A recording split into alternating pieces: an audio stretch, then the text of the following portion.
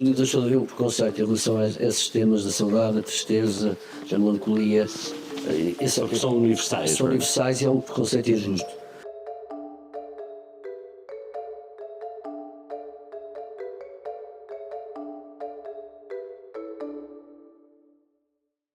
Olá, o meu nome é Pedro Veiga Marques e este é o DecoPod, o videocast da Deco. Hoje temos connosco Camané. O Camané é um dos mais respeitados e amados fadistas portugueses. Nascido em 66 em Oeiras, tem uma longa carreira que começou aos 7 anos. Depois de descobrir a contragosto, conseguia cantar o fado durante os meses de cooperação de uma maleita infantil. Desde aí nunca mais deixou de o fazer, sobretudo depois da Grande Noite do Fado de 1977. Hoje, depois de muitas décadas, continua a fazer do fado a sua vida. Pelos palcos nacionais, em parcerias que ficaram na história da música e deste género musical, como é o caso da dupla com Mário Lajinha, mas também por todo o mundo, em comunidades da diáspora portuguesa ou perante públicos menos conhecedores do fado e da língua portuguesa. Assumidamente tímido, é o palco que o liberta desse estado, do qual sai numa espécie de transe. Olá, Camané, bem-vindo. Obrigado por teres aceitado este convite. Muito obrigado. Antes de mais, a DECO faz este ano 50 anos, assim como o 25 de Abril. Tu cresceste, enfim, antes do 25 de Abril, mas acompanhaste, enfim, o Portugal democrático, portanto, o início desta fase até hoje. Como é que tu olhas para estes 50 anos, como português, enfim, observador da realidade nacional, depois do 25 de Abril? Ou seja, como é que foram estes 50 anos, como é que tu olhas para o país? Bem, o país não seria o que é hoje, nem aquilo que nós fomos descobrindo nestes últimos 50 anos, não fosse o 25 de Abril, portanto, a liberdade, uma das coisas mais importantes, antes de mais, não é? E olho de uma forma fantástica, tanto, até mesmo culturalmente. Acho que, eu lembro-me que era muito jovem e no dia 25 de Abril de 74 eu queria sair para a rua. Eu morava em Oeiras, na Figueirinha, numa zona, e tinha uma parceta, e eu gostava muito de ir para ali brincar. E fui, e a minha mãe não queria deixar sair porque dizia que era possível que andassem aviões no ar. Sim, havia receio, e havia algum receio, e como era distante de Lisboa, eu lembro que fui a um café que é o Almeida, que era um café que os meus pais iam às vezes. Eu entrei no café e a sensação foi fantástica, porque a música que estava a ouvir na televisão era completamente nova do dia anterior. Portanto, estava a passar a Grândola Vila Morena e as pessoas estavam todas a olhar para a televisão e a passarem uma música completamente nova que não passava na televisão. Foi uma descoberta, foi uma sensação. Isto é um dia especial. Lembro-me perfeitamente de ter ficado muito sei lá, intrigado talvez, porque de repente a televisão era outra coisa, a música que estava a passar, o som era Bastou um dia, não é, para as coisas sim. Se alterarem completamente. Mas nós, enquanto povo, mudámos muito nestes 50 anos, não é? E até, enfim, eu creio que os fados mais clássicos refletiam um Portugal que hoje em dia se calhar já não refletem, não é? Portanto, o fado deixou de ser, deixou de ter apenas aqueles temas mais tradicionais do amor, da tristeza, do destino, da saudade, não é? Uma coisa muito portuguesa, não é? O fado também evoluiu ao longo destes 50 anos, também mudou, não é? Deixou também de haver algum preconceito relativamente ao fado. Eu acho que mais do que tudo deixou de haver um preconceito em relação a esses temas da saudade, da tristeza, da melancolia. Porque são universais. São universais e é um preconceito injusto. Eu acho que o fado sempre falou desses temas, depois falou de histórias, de descrições do cotidiano, da vida das pessoas, sempre falou e continua a falar. Hoje em dia o cotidiano é diferente, mas os sentimentos são iguais, portanto existem os mesmos sentimentos em relação a tudo, não é? Mas claro que a forma de pensar, a forma de sentir, a forma de viver também muda um bocadinho a forma como as pessoas sentem, não é? Mas isso, mas não deixa de haver esses sentimentos. Esse preconceito que havia em relação ao fado, muitas vezes o discurso era centrado nesse tipo de sentimentos que não percebo. Havia uma forma fantástica entre os poetas que escreviam muito bem sobre os sentimentos, sobre o cotidiano, sobretudo, que era muito boa. E havia coisas menos boas no fado, como há em vários estilos musicais. Todos os estilos. Coisas boas e coisas menos boas. realmente aquilo que era do fado muito bom. Eu tive a sorte quando era miúdo, não é? Porque comecei a ir às matinés de fado com 7, 8 anos, com os meus pais. Depois, mais tarde, com 9, 10 anos, comecei a ir às casas de fado. Lembro-me para Cascais, por exemplo. Lembro de ouvir as conversas que havia nas casas de fado.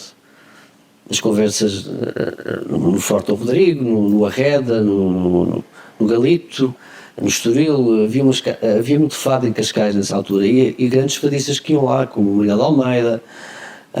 Eu lembro de encontrar a Amália no Arreda, que estava sentada. Eu tive vergonha numa festa do marceneiro. Entrei, tive vergonha de cumprimentar o marceneiro. Eu ouvi essa história. E fui em frente. E estava sentada a Amália, o Carlos Conde, era um grande poeta que escrevia para marceneiro, e estava o Júlio Vieitas, um fadista também daqueles antigos, que frequentava sempre essas casas em Cascais. Portanto, tive essa sorte de estar em contacto com grandes guitarristas. Às vezes estava o Fontes Rocha, outras vezes estava o António Chaim, estavam sempre grandes músicos. O Zé Pracana estava nessa noite porque o Zé Pracana era um grande guitarrista, e um homem que tocava com uma expressão incrível e cantava muito bem, mas deixou de cantar nessa altura, pouco antes, quis deixar de cantar e era só guitarrista. Mas eu por acaso ainda consegui ouvi-lo cantar uma vez, mas depois ele quis deixar. Pronto, e lembro de ouvir as conversas sobre, e lembro de conversas políticas de pessoas que eram, sei lá, incrível, porque aquilo é uma passagem que há ali das pessoas que antes e depois da 25 de Abril, não é? Lembro perfeitamente. Eu lembro depois do preconceito em relação ao fado na escola. Mas bateu-se esse preconceito hoje em dia, não? Sim, eu quando comecei quando disse, tomei a decisão de cantar fado, eu cheguei a tomar a decisão por vingança, tipo, vou-me vingar desta gente toda, que diz estas coisas. Dos preconceituosos todos. Sim, vou-me vingar deles todos. Isto não é nada disto. É claro que existem coisas que eles têm razão, mas isso tudo o fado é a vida, é para a vida, é para o futuro. E evolui, continua e adapta-se. Não necessariamente relativamente, enfim, isto não é uma mudança tão antiga, não começou há 50 anos, mas como o fado, ou seja, o fado tem origens muito diversas, não é? Portanto, é uma mistura também de muitas coisas. Tem origens brasileiras, árabes e africanas também, não é? E portanto há este diálogo, não é? Esta mistura, e depois o fado é também produto disto tudo. Hoje em dia em Lisboa, no país, enfim, em Lisboa, noutros sítios, há também uma mistura, não é? Que no início é uma mistura e depois é uma exclusão, ou seja, a gentrificação, não é? Que se assiste não só em Lisboa, mas em Lisboa sente-se bastante, acaba por também retirar as características próprias dos bairros. Por exemplo, eu estou-me a lembrar, o fado também vivia muito das comunidades, não é? Das coletividades, perdão, onde se cantava, onde na verdade se promovia o fado. Tu achas que esta transformação, não é, também vai transformar o fado, ou seja, as coletividades, há bairros que vão desaparecendo, não é, por mudança da população, o fado vai ser afetado com isso também, a característica do fado perde-se aí, ou vai sempre haver um sítio qualquer, mesmo que não seja nos bairros mais tradicionais, onde se vai cantar o fado e se vai promover o fado? Eu acho que isso vai ter uma influência de alguma mudança. Eu acho que, por exemplo, no meu caso, eu venho do fado, não é? E a minha característica tem a ver com esta estética musical que eu aprendi com as pessoas, com a minha família e com as pessoas que vêm do meu passado e que eu fui construindo também. Todas as influências, não é? Todas as influências fui construindo. E a minha forma de estar no fado é uma forma que tem a ver com uma estética musical que é preciso manter, como se nós ouvimos, quando ouvimos flamenco, nós identificamos quando ouvimos tango é a mesma coisa. Portanto, quando ouvimos fado é assim, o fado tem esta característica. E depois pelo meio existem sempre umas coisas que não são verdade ou que são menos verdade, porque a evolução do fado é de dentro para fora. Claro que há coisas que vão mudando e que isso vai ter alguma influência no fado, mas são as pessoas do fado que vão fazer isso também. Claro que o facto de não existir tantas coletividades a terem fado, matinés, as casas de fado acabam mais cedo porque é muito mais turístico e as pessoas ficam lá menos tempo, não ficam lá a conversar com os guitarristas, aquelas noites no Senhor Vinho, que eu ficava a conversar com o Fontes Rocha até às 4, 5 da manhã com os guitarristas, e depois no Faia com o Manuel Mendes, e depois vinha o José Manuel Neto, vinha da rua da Atalaia e ia para o Faia um bocadinho, e depois fomos para o Senhor Vinho também mais tarde. Portanto, toda essa ligação que havia das noites de fado em que os músicos aprendiam com os músicos e que estavam muito mais ligados, já não acontece tanto. Mudou, não é? Mudou, esse aspecto mudou. Mas por isso é que temos cá, nós e essas pessoas que passaram por isso, para divulgar E fazer essa transmissão fazer também, não é? Portanto, a única coisa que eu posso dizer em relação a isso é que aquilo, o fato que eu tenho para dar é esse que vem de trás, mas que vem para a frente. Vem daí, não é? Vem daí, mas dessa vem para a frente, sempre foi como eu fiz, já o faço há 30 anos, não é? Há mais, não é? Portanto, E tu, como fadista, também sim, exploraste comecei a cantar com 10 anos, mas géneros, mas depois não é? sim, mas foi pequenas coisas e umas ligações muito curtas, e tinha a ver com o facto de eu ser fadista também. Por exemplo, nessas, o facto de, eu lembro-me quando tinha 10 anos, 11, que eu quis começar a cantar fado. Claro que depois houve uma transição de voz, eu parei de cantar, mas com 17 anos eu decidi cantar profissionalmente. Com 17 anos Estavas na tropa nessa altura? foi há 40 anos. Então, Com 17 anos fui cantar para uma casa que era o Fado, que era o antigo Senhor Vinho, e estava lá o Carlos El, e estava lá o Xenha, às vezes ia lá tocar, o Paquito, o Francisco Pérez, que era fantástico, foi um dos músicos da Amália, às vezes ia lá o Carlos Gonçalves, era fantástico, era músico, e foi aí os momentos de grande aprendizagem e fizeram com que eu começasse a ouvir muita gente, depois ia ao Senhor Vinho muitas vezes, a ouvir a Maria da Fé, as pessoas que cantavam, e depois de repente aparecia lá o Carlos do Carmo, aparecia lá grandes fadistas que... havia esse circuito, não é? Sim, havia esse circuito, e foi fantástico, eu aprendi com muita gente nessa altura, e essas referências foram... claro que eu criei o meu estilo próprio de cantar, mas há muita Há coisa sempre qualquer coisa que vem também sim, desse intercâmbio. Muitas pessoas que me inspiraram nessa altura, o Carlos do Carmo, o João Braga, por exemplo, também, e depois havia uma referência recente. fez a Amália, a Maria da Fé, a Beatriz da Conceição, havia uma série de fadistas que... Ficando nas casas, Camané, além desta questão da gentrificação, há também o fenómeno do turismo, que é relativamente recente em Portugal e que, enfim, é uma coisa que nós não estávamos... Mas já existia muito nessa época. Já? Já. Ou seja, mas no circuito das casas de fado havia muito turismo? Sim. Não havia uma influência tão grande no geral, porque havia um grupo de portugueses que iam muito. E não influenciava o facto de ser para turistas, acabar cedo, as noites ser só... Havia uma... nessa altura, apesar do turismo, ainda não era só a parte do negócio. Okay. Havia um lá. E eu penso que acredito que agora também não.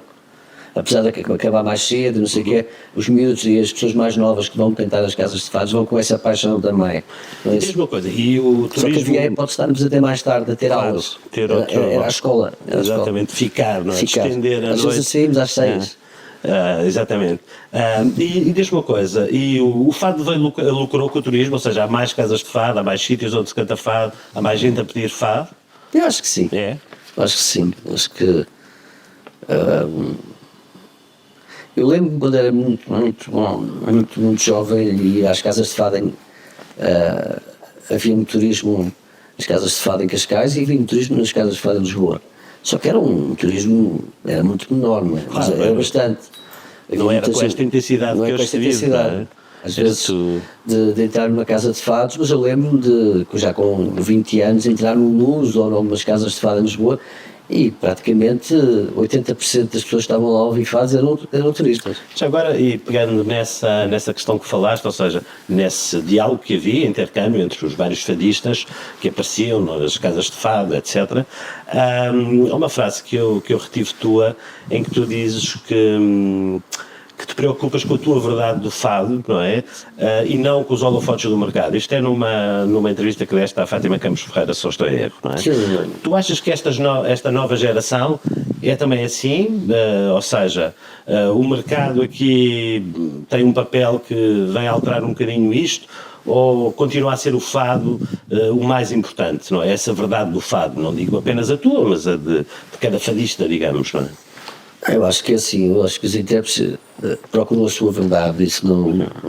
E, mas há realmente sempre houve uma necessidade, muitas vezes,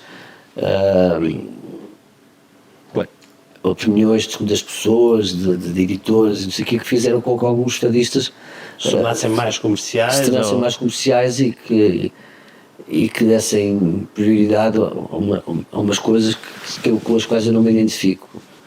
Mas no meu caso, e às vezes isso acontece, mas também acontece o contrário, acontece muitas vezes pessoas que vêm desse lado, vêm dessa, e que são, porque assim, há uma frase muito antiga, não é fadista quem quer, mas sim quem nasceu fadista. E eu sempre ouvi quando era miúdo. Portanto, nasceste fadista, neste caso. Porque isso aí é uma coisa muito importante nos shows, como é em qualquer estudo musical que tem uma característica. É a mesma coisa quando nós ouvimos um cantor de blues. Nós sabemos quais são os cantores de blues. Nós ouvimos, não precisamos explicar, mas sabemos quem são. E são todos diferentes. E também sabemos quem são os cantores de fado. Portanto, há ali uma verdade, enfim. Também sabemos quem são os cantores de fado, sabemos. Quando ouvimos, sabemos. E pronto, e existem muitos cantores de fado e muitas cantoras de fado hoje em dia. Existem. Às vezes, deixam-se num caminho que influenciado por uma série de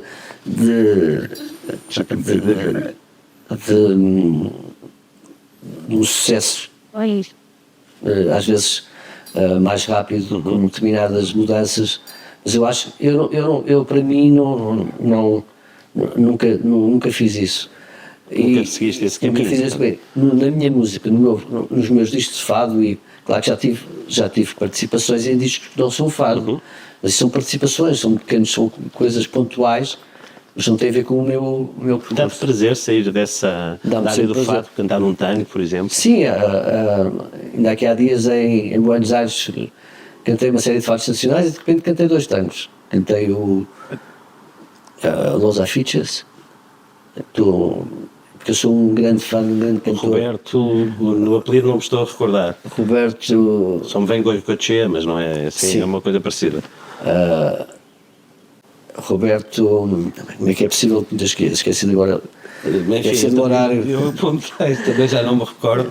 Mas sim, mas fazias referência. Goyeneche. Roberto Goyeneche, e também gosto muito da outra canção que cantei, que foi cantei a seguir, mas pronto, o Goyeneche é um cantor que eu adoro de tango, então pronto, decidi cantar essa canção. Ainda só para fechar esta questão aqui de, enfim, geracional, há uma coisa que foi importante na tua vida e que é importante na vida, creio eu, que é a generosidade, não é? Aquela que nós recebemos e também aquela que nós damos. No teu caso, aqui 2 exemplos que me recordo, enfim, quando me preparava para a entrevista, o da Amália, que te ligou, não é? Ou que ligou a alguém, se calhar é assim, que disse, está ali alguém que enfim, que vale a pena seguir. Isto não foi a Amália que me contou isto, aliás, até estive algumas vezes com a Amália antes e depois disto. A Amália nunca me contou, nunca me falou disto, nunca me... nunca cobrou essa recomendação. Nada. Ela ligou, houve uma conversa no jantar em que estava o David Manuel Ferreira, pai do David Ferreira, que estavam outras pessoas do fado, e houve uma conversa. E passado 3 ou 4, uma semana dessa conversa, ela ligou para o David Ferreira, que era o diretor da EMI, na altura, a EMI Valentim Carvalho, e passado poucos dias eu assinei contrato com a EMI. A Amália só disse ao David, o David é que sabe contar essa história bem, mas ligou e disse, acho que disse ao rapaz estar no bom caminho. Mas também há outra história que me recordo, que é também muito importante na tua carreira, creio eu, que é o Carlos do Carmo, que não sei se te apresenta, ou pelo menos te junta com o José Mário Branco a certa altura, que vinhas de uma atuação do Faia, exatamente. Do Faia vinha assim na rua, e na rua Diário Notícias, não foi a seguir à rua Diário Notícias no bairro Alto, é outra rua. Pronto, foi aí. Mas por ali, enfim. Por ali. E o José Mário estava a fazer um concerto no São Luís com o Carlos do Carmo. E o Carlos do Carmo apresentou-me o José Mário. Mas muito, aí 4 ou 5 anos antes de eu depois começar a se juntar, enfim, porque trabalhar juntos. Eu depois, a partir de nunca mais José Mário, mas o Carlos foi super simpático, muito cedo. Mas a questão, Camané, é a seguinte, isto também vem, enfim, também vi esta questão referida, por exemplo, num documentário do Niemeyer e da desgenerosidade que tinham tido com ele, enquanto ele era ainda um arquiteto completamente desconhecido, e portanto a generosidade é importante. Claro que é. Tu és generoso também sentes essa necessidade, ou seja, foram generosos contigo, não é? Faz parte do processo, não é? Tu também tens essa necessidade de ser com os mais novos, não é? Sim, quando aparece alguém que eu gosto mesmo e que eu percebo que tem talento e que está aqui só a fazer e acredita naquilo que faz e pronto. Dás esse passo também, dou esse passo também. Dou esse passo e faço tudo possível para que essa pessoa tudo que sim, tenha uma palavra da tua parte, e portanto seja reconhecida dessa forma, não é? Também. Não só por mim também. Que outra questão que também, enfim, na preparação acabei por apanhar, que tem a ver com o público. Tu disseste, enfim, já não me lembro onde é que foi, mas que de vez em quando se enganaste, não é? Estás a cantar fado e enganas-te, não é? E pedes desculpa, não é? Explicas o que aconteceu ali, enfim, esqueceste da letra e repetes o fado e por aí fora. E dizes, enfim, nessa entrevista, uma coisa gira que também já te aconteceu, creio que em Istambul, mas aí ninguém percebia a língua e portanto não havia esse problema. Tu cantas para muitos públicos, não é? Cantas para um público português, enfim, de Portugal, que conhece a língua, obviamente, e conhece o fado. Cantas depois também para um público na diáspora portuguesa que ainda mantém um contacto emocional com o país e até com a língua, em muitos casos, não é? E depois cantas para um público que não conhece português, que não faz a mínima ideia do que é o português, como a Amália no Japão também terá acontecido a mesma coisa. Há uma diferença entre cantar para um público que nos conhece perfeitamente, e que eventualmente até conhece quase todos os fados de cor, e para o outro que não conhece tão bem e outro que nem sequer conhece a língua, não é? Como é que se consegue, como é que a música consegue, e o fado neste caso, consegue fazer essa ligação? Qual é a diferença, não é? Eu canto da mesma maneira. Eu lembro quando era miúdo, ouvia grandes compositores, músicos e grandes cantores que eu adorava e não percebia uma palavra do que eles diziam, do Sinatra, por exemplo, do Aznavour, dos Beatles. Embora são dois exemplos com uma dicção fabulosa, tanto Sinatra como Aznavour, não é? Mas eu acho que aquilo que passava, que ultrapassava a barreira, o sentimento, era o sentimento, e ainda hoje há muitas coisas que eu hoje não percebo o que é que estou e que me emociono com o que estou a ouvir. Portanto, eu acho que a música e o canto e o estilo musical ultrapassa a barreira da língua, ultrapassa em todos, não só isso, claro, mas a arte ultrapassa muito essa barreira. Mas o canto, sim, e tenho tido essa experiência. Semana passada cantei em Xangai, numa sala, tinha 10 portugueses, o resto eram chineses. Qual foi a reação? Foi fantástica. Mas tu achas que já havia algum contacto com o fado? Como é que as pessoas vão ver o Camané? Como é que um chinês decide ir ver o Camané? Não faço a mínima ideia. É a mesma coisa que nós vamos aqui à Gulbenkian ver, e as pessoas compram os bilhetes e enchem as salas, vão ver música, não conhecem muito bem. Nunca ouviram. Pronto, isto é por acaso foi numa sala que é o Opera Hall. Aliás, aquilo tem 3 salas. Eu cantei numa sala intermédia, que é o Opera Hall, depois havia outra sala, é o Shoak, que havia outra sala que era concerto hall, que era maior, mas neste caso estava bastante gente nesta sala intermédia, não é? E depois logo a seguir tive em Oviedo, agora esta semana também. Também eram espanhóis que estavam a assistir ao concerto. Percebem algumas palavras. Sim, há uma ligação, apesar de tudo. O ano passado tinha estado em Macau, com a Orquestra Chinesa de Macau, com os meus músicos, portanto, eles, e em Macau, de antes, eu já vou, desde o final dos anos 90 que vou tocar a Macau, muitas vezes, já fui muitas vezes mesmo, cada vez há menos portugueses a assistir aos concertos, há pessoas que falam português, cada vez menos. E já agora, no festival há aquela questão do Eusébio, agora do Ronaldo, não é? Em qualquer lado do mundo o reconhecem, não é? No caso do Fado Amália ainda transporta, ainda existe nessa memória das pessoas que não sendo portuguesas, não é? Ouvem fado ou ouviram fado. E agora existem as pessoas mais novas que vão assistir aos concertos e que conhecem mais novos, mas também, a Amália é sempre uma referência, e o caso do Carmo tem uma dimensão ainda também. Fora de Portugal, incrível, desde concertos feitos ao vivo na Alemanha, em que ele depois também dominava muito bem as línguas e falava muito, mas depois quando cantava em português. Portanto, e outros fadistas que ao longo, aliás, todas estas gerações, não é, têm vindo a cantar fado fora de Portugal, não é? Não sou só Viajas eu. muito, quantos espetáculos é que dás no estrangeiro por ano em média? Tens ideia? Não faço, quer dizer, não consigo depois, mas assim, sei lá, sou capaz de uns 6, 7, 8, mais às vezes, Viagens às vezes muito mais, tipo turnés de 15 concertos na Holanda, depois mais 2 ou 3 na Alemanha, depois mais 2 em França. Há anos em que acontece Espanha, Depende um bocadinho também. depende um bocadinho dos anos, mas agora ultimamente não tem sido.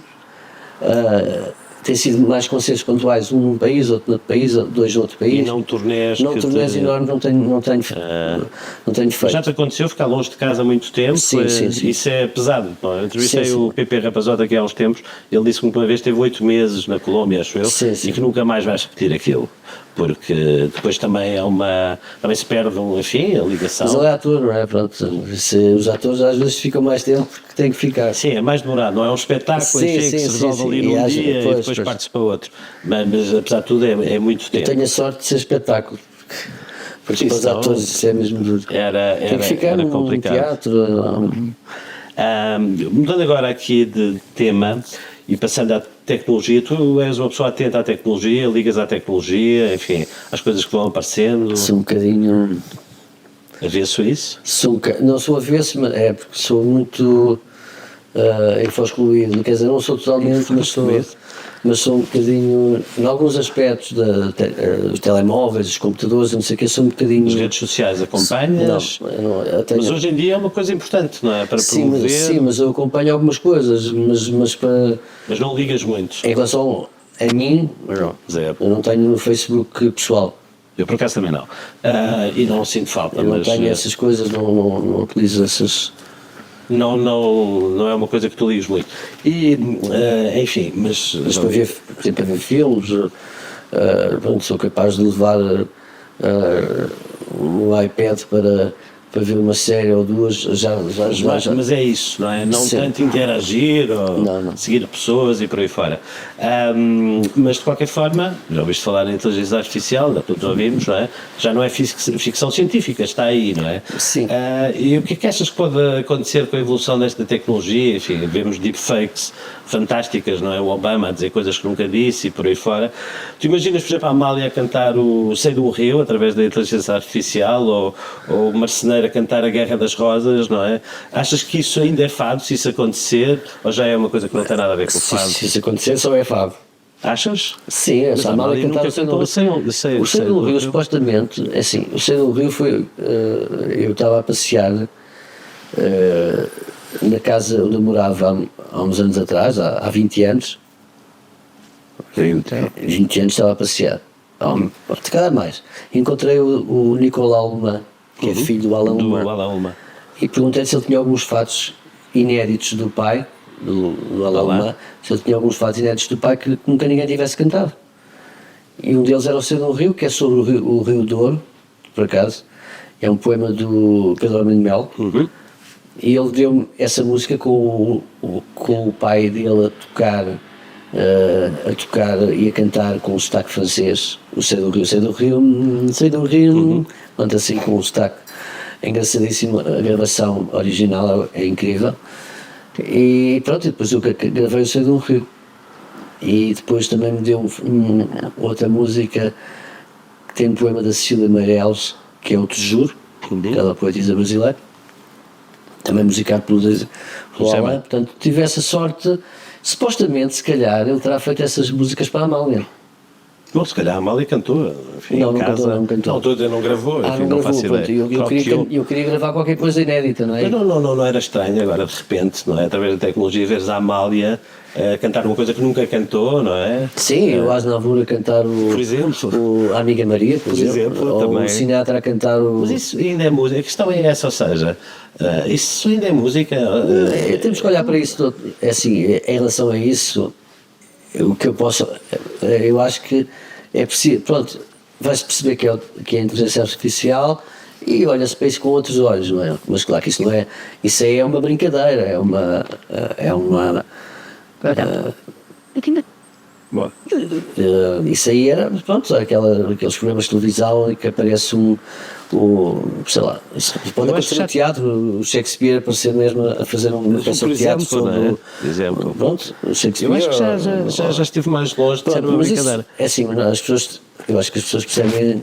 Achas? Acho eu não conheço nada de inteligência artificial, mas acho que isso... Eu digo isto porque os vídeos que se vêem de deepfake são de facto totalmente credíveis, não é? Sim. É uma... E pode acontecer a qualquer um de nós, não é? E também depois há aqui outra questão que é a desinformação. Enfim, disseste não ligas às redes sociais, mas tens noção que há muita desinformação nas redes sociais, não é? Sim, há isso coisas também é uma mentira. coisa perigosa.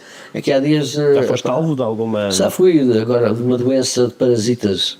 A sério? Sim, que eu aparecia com uma máscara de oxigênio no Facebook, eu não sei se era Facebook. É uma montagem, é uma montagem, pronto, em que eu estava doente no hospital e até estava com um ótimo aspecto na fotografia, mas depois tinha uma máscara. E há uma que eu estou deitado no hospital e há outra que é com uma máscara. São duas diferentes. Coisas que nunca aconteceram. Coisas que nunca aconteceram. Quer dizer, já aconteceram. Já estive no hospital. Não naquele caso. Agora, naquele caso, e aquilo que estava a passar não era. Era uma doença de parasitas, em que eu estava e que eu vi um médico.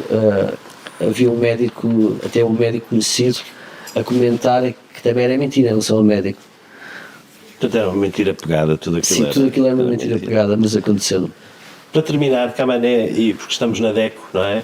Perguntar-te se já tiveste algum conflito de consumo, não é? Se já tiveste de reclamar formalmente de alguma coisa e como é que tu és como consumidor, se és muito exigente, se só reclamas, ou melhor, só pões a hipótese de reclamar se for uma coisa demasiado grave, ou se és mais tolerante e portanto és um consumidor mais tranquilo, digamos.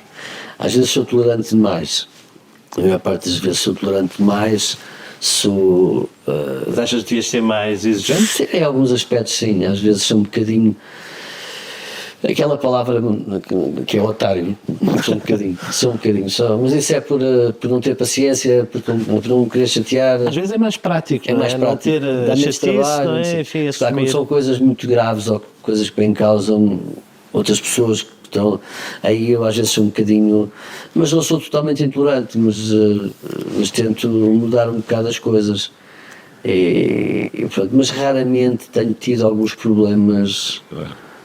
Ótimo, bom, se tiver, já sabes, é só ligar ou vir aqui à DECO e resolver o assunto. Camané, muito obrigado. Muito obrigado. Foi um prazer e até um dia destes. Muito obrigado.